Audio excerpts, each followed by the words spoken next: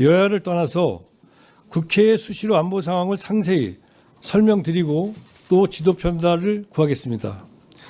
오늘 존경하는 위원님들의 말씀 하나하나를 국민의 목소리로 새기면서 저를 다시 한번 가다듬고 지금 이 순간 국정원을 더욱 발전시키기 위해 필요한 것이 무엇인지 숙고하는 소중한 계기로 삼겠습니다.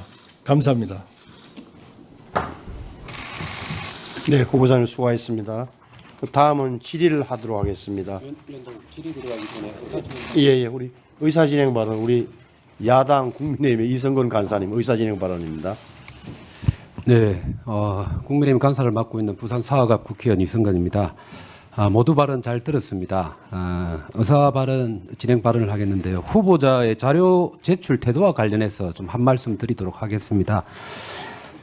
지금까지 인사청문회를 앞두고 제출한 자료 제출 태도에 대해서 후보자가 좀 무엇을 감추려고 하는가 하는 의구심을 가질 수밖에 없는데요. 대다수의 자료 요구에 대한 답변이 후보자의 개인정보 제공 동의가 없어서 자료를 제출할 수 없음을 양해해 주십시오라는 형태로 서면으로 답변이 왔었습니다.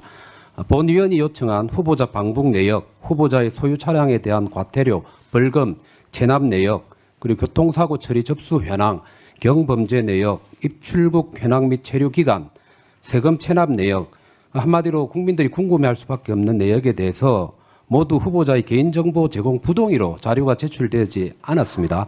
그런데 문제가 되는 것은 그 이후에 후보자 태도가 더 어이가 없습니다. 개인정보 부동의로 자료 제출을 거부한 것이 논란이 되고 나니까 청문회 이틀 혹은 하루 앞두고 어제 그제부터 자료를 제출하기 시작을 했습니다. 물론 제출된 자료는 너무나 부실하기 짝이 없습니다. 후보자 방북 내역 제출 거부를 저와 저 본 위원과 그리고 언론에서 문제를 삼은 17일 당일 날에 후보자는 겨우 한 장짜리 페이퍼를 제출했습니다. 후보자가 누락이었다고 해명한 것으로 알고 있습니다. 그런데 이건 명백한 거짓말로 저는 생각합니다. 의도적인 자료 제출 거부였다고 생각을 합니다. 왜냐하면 인사청문을 지원해주는 통일부가 자료 제출이 되지 않는 이례적인 상황에 대해서 후보자 측에 괜찮냐고 물으니까 후보자는 괜찮다면서 개인정보를 제공하지 않았음이 확인이 된 겁니다.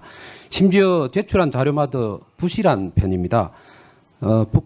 방북 관련된 자료를 요구했는데 언론에도 나왔던 2000년 6.15 남북 정상회담 특별 수행 자극의 방북은 빼버리고 제출이 되었습니다. 실수인지 알 수는 없습니다만 자료를 받는 위원회 입장에서는 상당히 부실한 자료 제출이라고 볼 수밖에 없습니다. 그리고 국민의힘 보좌진들이 부실한 자료 제출에 항의를 하니까 인사청문회 하루 전날인 어제 미제출한 자료 전부 다 아닌 일부만 또 제출한 걸로 알고 있습니다. 의도적으로 뭉개려다가 논란이 일어나니까 질끔질끔 제출하는 건 아닌지 의구심을 가질 수밖에 없고요.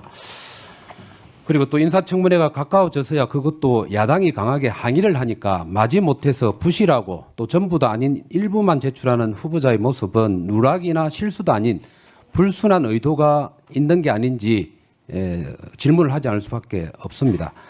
또 후보자는 본인 스스로 자랑해온 대북 전문가 아닙니까?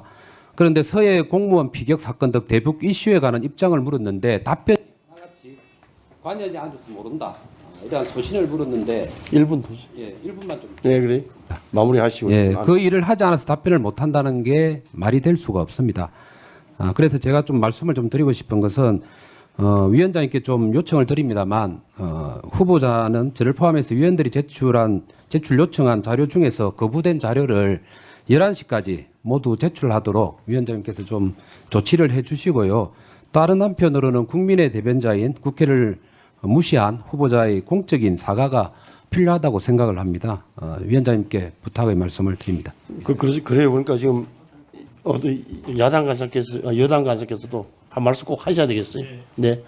우리 박선원 민주당 간사님. 네. 네, 존경하는 위원장님 그리고 이성건 간사님 자료 제출에 대해서 긴 장장 3분이나 말씀을 하셨는데요. 개인 정보는 제출하지 않을 수 있다라고 하는 점 분명히 말씀드리고요. 그 다음에 후보자님이 그 평생 살아오시면서 다른 길을 간 적이 없습니다. 그러니까 학자의 길과 그리고 일정 기간 특히 노무현 정부 때 NSC 사무처장, 통일부 장관을 하셨고 그 이후에도 일관되게 남북 긴장 완화와 평화 통일 그리고 국제 정세를 충실하게 이렇게 연구하고 그것을 정책화하는 노력을 지속적으로 해왔다고 하는 점입니다. 그렇기 때문에 무슨 영리 활동하신 것도 없고 그 외에 외길을 유일하게 학자와 일시적 공직으로 매우 어떻게 보면 단순한 일생을 살아왔다. 또 올곧은 길을 걸어왔다 하기 때문에 무슨 걸릴 그런 개인적인 정보로서 뭘 제공하고 또는 의도적으로 숨겨야 될 것도 사실 전혀 없습니다. 그 다음에 이제 방북에 대해서는 당연히 이성곤 간사님을 비롯해서 여야 우리 모든 위원들의 관심사일 것입니다. 그렇지만은 그 국정원장 후보자가 북한을 몇 번 방문했냐라고 하는 것은 보안 사항에 해당이 되기 때문에 이후에 비공개 때 후보자께서 발언을 할 수 있는 기회를 주시면 충실히 답변을 하실 겁니다. 다만 제가 알기로도 문재인 정부 때도 방북한 적이 없습니다. 노무현 정부 기간 그다음에 인수위 시절에 아주 특사 자격으로 방문한 적이 있고 그렇죠. 그렇기 때문에 장관급 회담을 포함해서 방북 이런 숫자에 대해서는 비공개 때 후보자께서 말씀을 하실 것이다라고 하는 거고 아까 그 교통 관련 부분은 이미 제출이 되어 있고요. 그래서 그 제가 과거 정부 김영현 그 국방장관의 인사청문회도 해봤지만 그에 비해서는 충실히 잘 제공하고 있다. 그리고 특히 존경하는 이성곤 간사님의 어떻게 뭐 속이라든지 그런 의도는 전혀 아니었을 것으로 판단한다라는 말씀을 대신 드리고자 합니다. 네, 두 간사